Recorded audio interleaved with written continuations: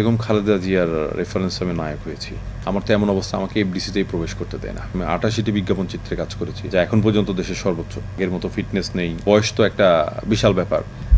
মানে সিনেমা জগতের ছিলেন, অভিনয় করেছেন, নিজেও নির্মাণের সাথেও যুক্ত ছিলেন। তা আপনি সেই নির্মাণ এবং অভিনয়ের সাথে কি এখনো আছেন নাকি? আমি আসলে দীর্ঘ বছর অভিনয় করছি না, বলতে পারেন এটাও পলিটিক্যাল কারণে। যেহেতু আপনি নিজেই আপনার বক্তব্যের ভিতরে বলেছেন যে বিএনপির চেয়ারম্যান বর্তমান প্রধানমন্ত্রীর সাথে আমার একটি ব্যক্তিগত সম্পর্ক আছে। বর্তমান প্রধানমন্ত্রী বিভিন্ন বক্তৃতাতেও এটা উল্লেখ করেছেন। এটা আমার দিক থেকে আসেননি, মাননীয় প্রধানমন্ত্রী এটা বলেছেন। সেই জন্যই আপনি প্রশ্ন করেছেন বলে আমি উত্তর দিচ্ছি। তো এই একটা জায়গা এফডিসির ভিতরের কিছু অসাধু মানুষ জানতেন। এরপর আমার বাড়ি বগুড়া। আমার বাবা জেলা মুক্তিযোদ্ধা দলের প্রতিষ্ঠাতা। আমার বাবা একজন মুক্তিযোদ্ধা। আমার বাবা বিএনপির রাজনীতির সাথে জড়িত ছিলেন।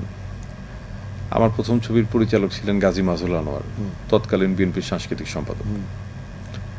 তো সব দিক দিয়ে মিলিয়ে তারপরেও আবার আমি যখন সিনেমার নায়ক হই, বেগম খালেদা জিয়ার রেফারেন্সে আমি নায়ক হয়েছি। এটা কিছু অসাধু চক্র এটা জানতেন। আমার প্রথম সিনেমা রিলিজের 1.5 মাস পরে আওয়ামী লীগ সরকার ক্ষমতায় আসে। প্রথম সিনেমা যখন রিলিজ পায় তার 1.5 মাস পরে আওয়ামী লীগ সরকার ক্ষমতায় এসেছেন, এবং আওয়ামী লীগ সরকার ক্ষমতায় আসার পরে এই কথাটা খুব রাতারাতি চাউর হয়ে গেল যে বিএনপির নেতার ছেলে, ওর বাড়ি বগুড়া, ও তারেক জিয়ার ঘনিষ্ঠ, ও রুমনের ঘনিষ্ঠ, রুমনের ছোট ভাই, খালেদা জিয়ার নায়ক বানাইছে, গাজী সাহেবের সিনেমার নায়ক। এই টোটালি মিলে আমার তো এমন অবস্থা, আমাকে এফডিসিতেই প্রবেশ করতে দেয় না। তো এইভাবে চলতে থাকে।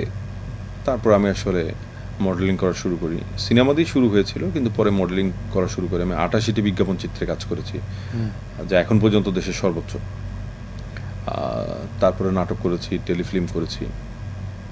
তো সেখান থেকে বন্যপ্রাণী নিয়ে কাজ করতে যখন আমি বিশেষ করে কুমির নিয়ে কাজ করা কুমির নিয়ে যখন ব্যাপকভাবে কাজ করা শুরু করলাম, তখন আমাকে ঢাকা ছাড়তে হয়েছিল। আমার বান্দরবনের নাইখানছড়িতে আমার অবস্থান নিতে হয়েছিল। তো সেখান থেকে আসলে অভিনয় করাটা, কন্টিনিউ করাটা আমার জন্য খুব কষ্টসাধ্য ছিল।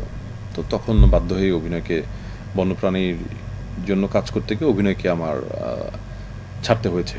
তো এখন আমিও কিছুটা মুটিয়ে গেছি, আগের মতো ফিটনেস নেই, আর বয়স তো একটা বিশাল ব্যাপার।